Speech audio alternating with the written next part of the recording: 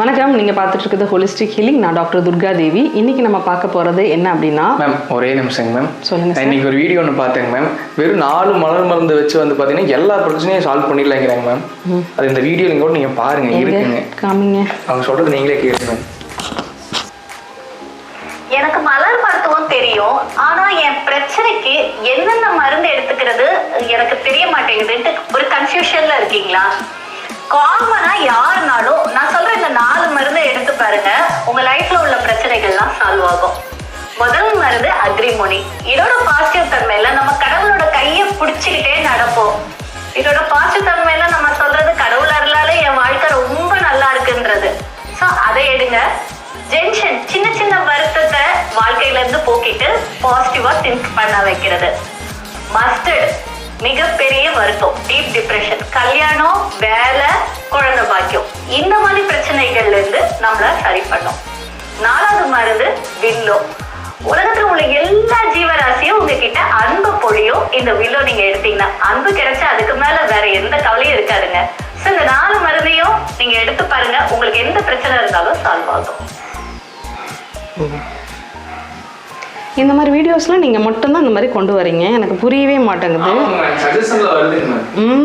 Okay, முதல்ல எனக்கு வந்து மலர் மருந்து நல்லா தெரியும், ஆனால் எனக்கு ஒரு ப்ராப்ளம்னு வரும்போது மலர் மருந்து எடுக்க தெரியல அப்படின்னா உங்களுக்கு மலர் மருந்தே தெரியலன்னு தானே ஃபர்ஸ்ட் அர்த்தம். கண்டிப்பா கரெக்டா? மலர் மருந்து தெரியும்னு சொல்லி சொல்றாங்க, எந்த ப்ராப்ளத்துக்கு எந்த மருந்து இருக்குன்னு அப்போ உங்களுக்கு மலர் மருந்து தெரியலன்னு தானே அர்த்தம்.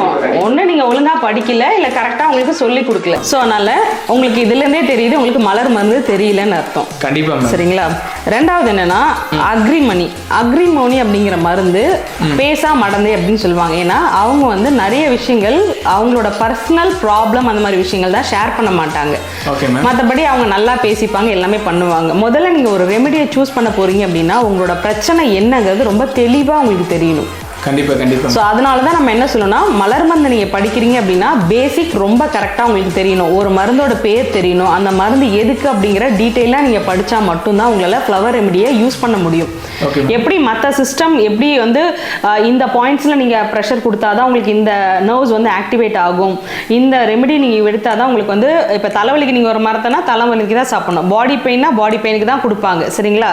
ஸோ அந்த மாதிரி உங்களுக்கு தெரிஞ்சு நீங்கள் ஒரு பிரச்சனைக்கு மருந்து எடுத்தால் மட்டும்தான். மற்ற சிஸ்டம் மாதிரி தான் பேட்ச் ரெமெடிஸும் நீங்கள் கரெக்டாக அந்த ப்ராப்ளம் என்னங்கிறது தெரிஞ்சாதான் உங்களால் ரெமெடிஸே எடுக்க முடியும். அப்படி இருக்கும்போது இந்த அக்ரிமோனி எடுக்கிறது, ஜங்ஷன் எடுக்கிறது, மஸ்டர்ட் அப்படின்றதுக்கு அவங்க ஒரு காரணம் சொன்னாங்க இல்லையா, ரொம்ப அபத்தமான ஒரு காரணம் அது. மஸ்டர்டுங்கிறது டீப் டிப்ரெஷன். அவங்களுக்கே தெரியாது அவங்க ஏன் அந்த மாதிரி ஒரு டீப் டிப்ரெஷனுக்கு போறாங்கிறது அவங்களுக்கே தெரியாது. ஸோ அதை எடுத்துக்கும் போது கல்யாணம் நடக்கும், காது குத்து நடக்குங்கிறதெல்லாம் வந்து எதுவுமே கிடையாது. அக்ரிமோனி எடுத்துட்டீங்கன்னா நீங்க கையெல்லாம் பிடிச்சிட்டுலாம் போக முடியாது. அப்படி பாத்தீங்கன்னா இப்போ ஒவ்வொரு ரெமெடி எடுக்கும் போதுனா நீங்க கடவுளோட கையை பிடிச்சிட்டு போற மாதிரி தான். நீங்க கரெக்டான ரெமெடி எது எடுத்தாலும் நீங்க கடவுளோட கையை பிடிச்சிட்டு போற மாதிரி தான். நீங்க தப்பா எடுத்துட்டீங்கன்னா என்ன நடக்கும்ன்றது நமக்கு தெரியும். சரிங்களா? அதே மாதிரி வில்லோக்கு அவங்க ஒரு இது சொன்னாங்க, எல்லா ஜீவனும் எப்படி நம்ம மேல அன்பு செலுத்துன்னு எனக்கு புரியல. வில்லோ அப்படிங்கிறது பிளேமிங் டெண்டன்சி. இப்ப நான் உங்களை வந்து குறை சொல்லிக்கிட்டே இருக்கேன்னா நான் எடுக்கணும். அதனால என் மேல நீங்க வந்து அன்பெல்லாம் செலுத்த மாட்டீங்க. என்னோட பாயிண்ட் ஆஃப் வியூல நான் வந்து உங்களை குறை சொல்றத வந்து நான் இது பண்ணிப்பேன், கரெக்ட் பண்ணிப்பேன். இப்ப நான் வந்து நீங்க செய்யற எல்லா வேலையும் நான் குறை சொன்னா நீங்க என்ன நினைப்பீங்க?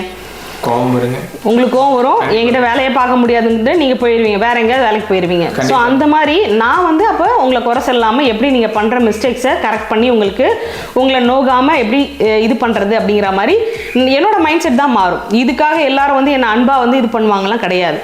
ஸோ முதல்ல இந்த மாதிரி தப்பா காம்பினேஷன் சொல்ற வீடியோஸ் முதல்ல பார்க்காதீங்க. முதல்ல போய் நல்லா படிங்க, மலர் மருந்தை ஒழுங்கா படிச்சுக்கோங்க. இந்த காம்பினேஷன் எடுக்கிறது இந்த மாதிரி சொல்றதெல்லாம் எடுத்தீங்க அப்படின்னா உங்களுக்கு ஒண்ணுமே ஒர்க் ஆகாது. ஏன்னா இப்ப என் பிரச்சனை என்னங்கிறது எனக்கு தான் தெரியும். அதை நான் கேட்டு அதுக்கான ரெமிடிஸ் எடுத்தாதான் என்னோட ப்ராப்ளம் சரியாகும். அதே மாதிரி ஜென்ஷன்லாம் பாத்தீங்கன்னா ஒரு விஷயத்தை அவங்க செஞ்சுட்டே இருப்பாங்க. ஒரு 3-4 டைம்ஸ் இது பண்ணும்போது நெகட்டிவான தாட்ஸ் அவங்களுக்கு வந்துட்டே இருக்கும். ஸோ எல்லாருக்குமே இது வராது. இப்போ நான் நிறைய பேரை பார்க்கும்போது கான்ஃபிடென்ட்டாக இருக்கேன் மேம், எனக்கு நெகட்டிவ் தாட்ஸ்லாம் இல்லைன்னு சொல்லுவாங்க. ஒரு சிலவங்க பார்த்தீங்கன்னா எல்லாத்துக்குமே நெகட்டிவ் தாட் வருதுன்னு சொல்லுவாங்க. உங்களுக்கு டிஃப்ரென்ஸ் பண்ண தெரியணும், எந்த கிளைண்ட்டுக்கு என்ன ரெமெடி கொடுக்கணுங்கிறத உங்களுக்கு தெரிஞ்சுக்கணும்.